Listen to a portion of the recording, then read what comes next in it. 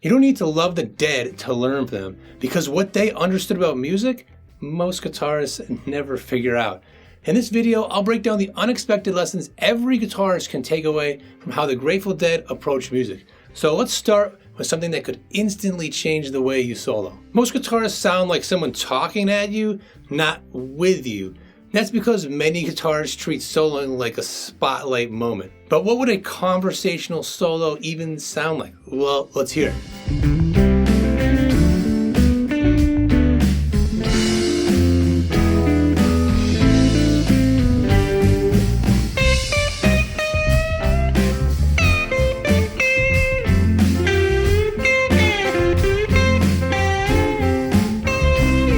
So Casey Jones is the perfect example because the first solo is actually Bob Weir, and then he kind of passes the baton over to Jerry, so it's like they having a conversation. But typically in Jerry's solos, he'd be just him going, and he would be listening and conversing to what everybody's doing, around him. Everybody's responding to one another.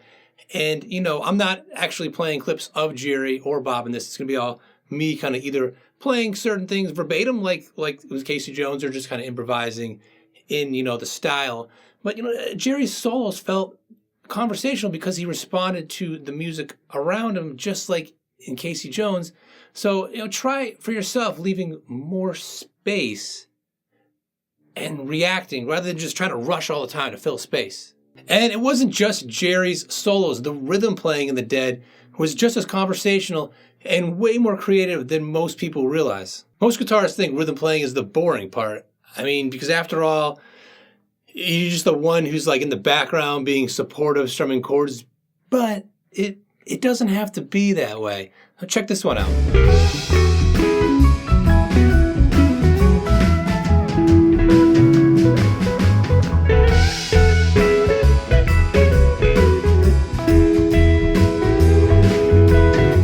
So that was just a jam section from the song He's Gone, which they typically didn't jam out, but occasionally would. And, it's just over an E chord, and a lot of people would just be strumming E, or maybe like they'd go up here, and that would be it. But that was an example of Bob, or the way he would typically do that here. And he's playing around like that. He's playing all these little tiny little things, playing around like here's an E shape here from this E shape, and then down here instead of playing like this, he would often play his E like that.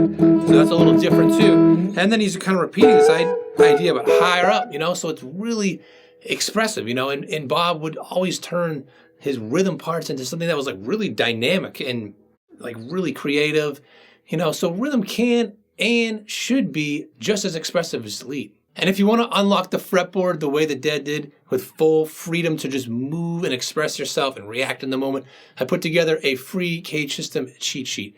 It shows you how to see the whole neck musically, not just as these little boxes, but as one big connected map. So grab it using the link down below and start playing with more freedom. Now, here's where things really get interesting.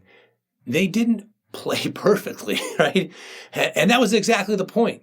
So here's an example, and I want you to listen out for how the imperfections actually make it more expressive.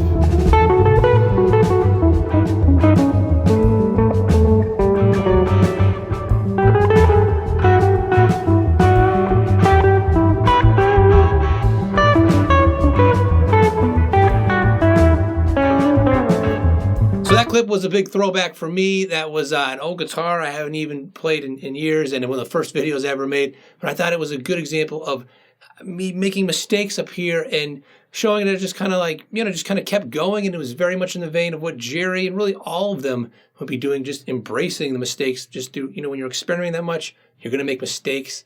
And the Dead were always embracing that imperfection. Kind of like that's how they discovered new ideas in real time when they're improvising. So it's okay if things sound a little rough if you're really expressing. If you're expressing something genuine. And that authentically came from how open they were to any musical style. Ever caught yourself playing the same kind of licks like over and over, like you're stuck in a blues box, or just defaulting to folk strumming because it's what you know? Well, the Dead didn't always play that way, so listen to this.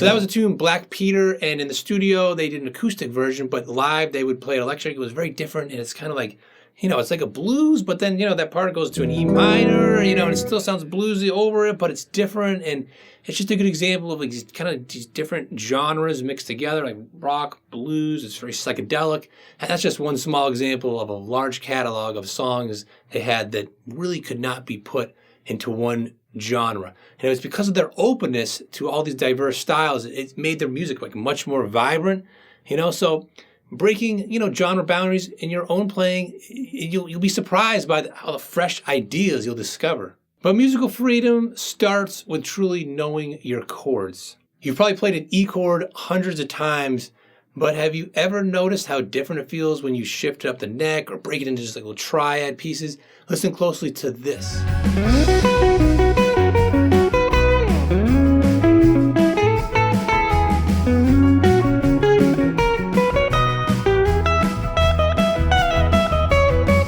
So the old tune, Touch of Grey, so it actually starts on like B, right? So it's like B, F sharp, and B, right? And rather than just like grabbing a scale and just noodling around, Jerry's just outlining these chords. It's like he's just doing it up here. Here's his B, and then here's his F sharp, ending on B, and then you get into E, playing down there. He's just, constantly outlining the chords, and that's like a very extreme example, but he was doing that in his playing all the time. And Jerry and Bob both saw chords as like these melodic guideposts, So use triads and inversions as your anchors, and your solos and your rhythms will just instantly improve. And knowing your chords cold is powerful, but it's even more effective when you visualize them across the whole fretboard. So again, that's why I created my free Cage cheat sheet. I'll show you how chords, scales, and melody, they fit seamlessly together, just like Jerry and Bob saw them. So just hit the link down below to download your copy and explore the guitar with a whole lot more freedom. And speaking of freedom, let's explore how the Dead made jamming meaningful. You might think that jamming is aimless by definition. After all, you're kind of just like reacting to the last thing another player did, right? But listen carefully to this.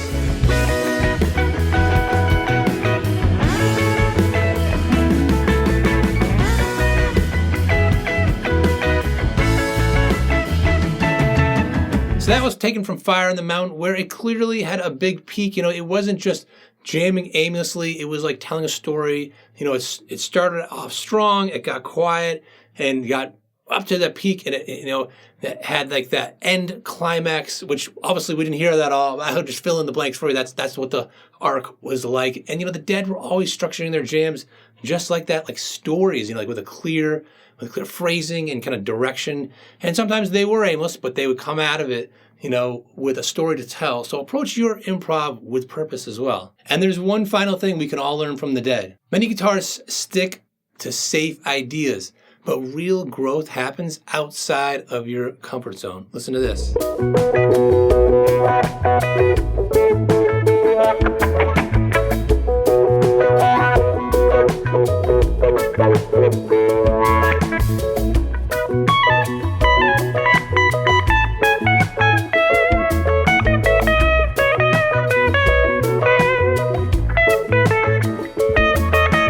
So that was another one taken from Fire in the Mountain, and it was one of the first times I was making a video and playing up here, this whole area at the time, I never really played up there, but I just, in the moment, I did it, and it was totally out of my comfort zone. But now I've played up here a lot more, so I'm much more familiar with that area, and I just did it in that moment, and that's a typical thing that the Dead would do. They were consistently taking these musical risks, discovering originality in the process, so don't fear mistakes. Like, that's how great ideas are born. And I've learned so much from studying the Dead, but nothing improved my solos more than transcribing Jerry note for note. Check out this next video where I break down exactly what I discovered after analyzing 4,277 notes from 30 Jerry Garcia solos. It'll help you think differently about phrasing, melody, and making every note count when you're ripping your next solo.